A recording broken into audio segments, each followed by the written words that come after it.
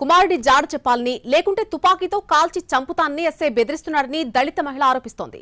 3 నెలలుగా స్టేషన్ కు పిలిపించి చిత్రహింసలు పెడుతున్నాడని కన్నీటి పర్యంతమైంది. బషీరాబాద్ మండలం నవల్కాకు చెందినటువంటి నరేష్ కాసింపూర్ గ్రామానికి మేస్త్రి పని కోసం వెళ్లి అదే గ్రామానికి చెందిన మైనర్ బాలికను ప్రేమించాడు. ఇద్దరూ దళితులే. కొన్ని నెలలు ప్రేమించుకున్న వీరు మే 2న ఇళ్లలోంచి వెళ్లిపోయారు. తన కూతుర్ని నరేష్ కిడ్నాప్ చేశాడని బాలిక తల్లిదండ్రులు పోలీస్ స్టేషన్లో ఫిర్యాదు చేశారు.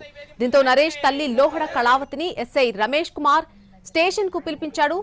కుమారుడి జాడు చెప్పాలంటూ ఎస్ఐ బూతులు తిట్టాడని కళావతి ఆరోపిస్తోంది. కాల్చి చంపి పేపర్లో ఆ వార్త వేయిస్తానంటూ బెదిరించాడని వాపోయింది.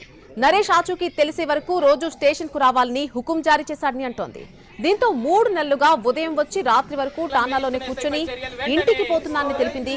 ఎస్ఐ చాలా సార్లు చేతులు కాళ్లపై లాఠీతో కొట్టడంతో దెబ్బలు తగినట్టుగా ఆమె చూపిస్తోంది. ఈ విషయమై